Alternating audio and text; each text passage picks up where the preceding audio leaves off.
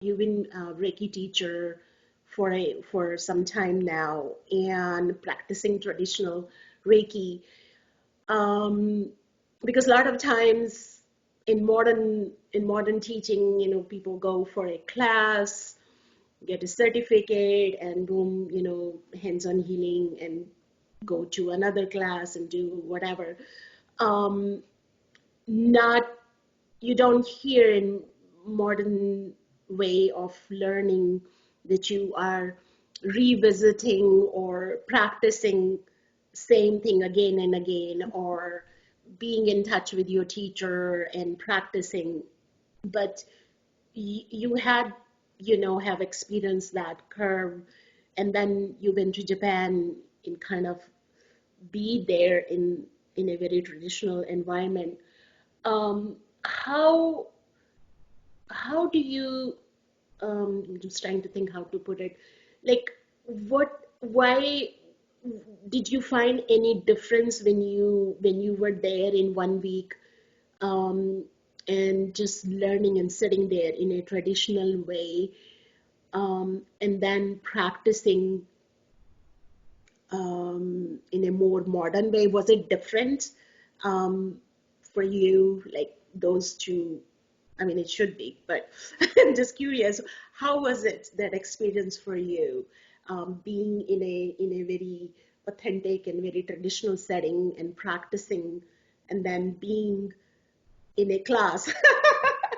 Does it How does it, it changed your practice, so to speak, that visit? Hmm. Well, I should tell you that I think of course, a week, I mean, a week is nothing. A week Right. is nothing. Yeah. Ultimately, you have to go longer and come back and learn again and be there again because you can see only this much in a week. But anyway, it kind of, how would you call it, a breathing life into my practice, also in Aikido, because there are some, I mean, also in Aikido practice, it's like in Reiki, we have some mantras. For example, you practice some mantras and some rituals, and you have to do this and you have to do that. And as a Westerner, you don't encounter that. You never see that. You never have any experience of that. And you do that because somebody told you to do that. Your teacher told you to do that, or you see something on a YouTube film. Yeah. But it doesn't live within you. And when you go to the traditional environment, like you go in a temple and you see, oh, this is the mantra I've been practicing. Oh, this is how he does it. Or you go to Goma ritual. Okay, this is how it's done, and this is the way. This is the beat. This is the rhythm. This is how they do it, and it all gets alive at a certain moment. And in the dojo, when you come in and you have to put your slippers in a certain way, you never knew whether your sensei is a lunatic because he wants your slippers like that. I know. But then, but then you come to Japan and you see in every temple the slippers just like, very nicely like this. Yeah, And then you go, oh, okay, this is how that's it's the done. reason. Yeah. And when you come there also in a Hombu dojo to train, you see all these rituals which we do here without any understanding, but then they become alive. And this is how you realize, and you come back kind of reinforced. Okay, what I have been doing is not crazy stuff. It's something which is alive, which exists, only it's not known here. But because it's not known doesn't mean that it doesn't have a value. Yeah.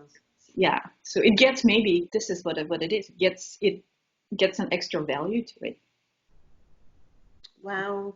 Yeah. I mean, yeah, all those things that you learn become alive, Yes, like you it say. comes So along. it's like, Yeah. yeah, it comes to life, and it's not like you didn't have the direct experience when you're practicing, but it just reinforces even more, um, those subtle things that we don't know, like like you're saying, sometimes we're just doing because our teacher is telling us, but then you go and you say, okay, this is the reason.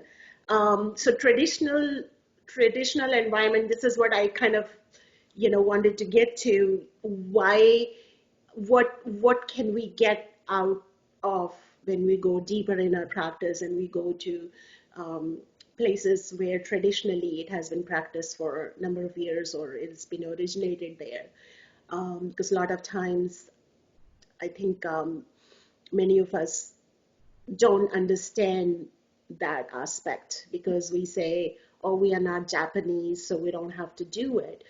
Well, we don't have to be Japanese, but it helps to understand It why. helps. Yeah. It helps to get you that initial experience. It's like if I am originally Russian, and if I cook this Russian soup for my children and put them here, put them in a plate here in Holland, Yeah. they Yeah. say, What are you doing? Yeah. What is "What that? is that? Yeah. Are we supposed to eat this?" But then they go with me to my family in Russia, and everybody's sitting there, the whole family's sitting there, and we're eating, and everybody says, "Oh yeah, this is tasty." And then they look around and they start tasting it because Yeah. everybody else is eating it, which is normal. Yeah. It becomes normal, and they start eating it, and they start to realize, okay, this is nice, actually, this tastes good. Okay, you can get this and that out of it. Right. It's just, yeah, Yeah. yeah. I think this is how it happens. Yeah, because I know a lot now, lot many people have kind of also getting awareness of it because a lot many teachers are going to Japan, and of course everyone is getting different thing out of it depending on where they're going, from whom they are practicing, and whatnot.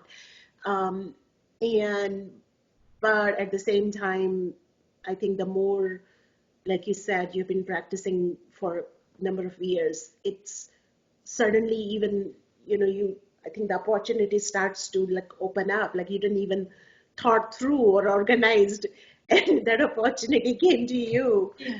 uh, Yes, just happened actually.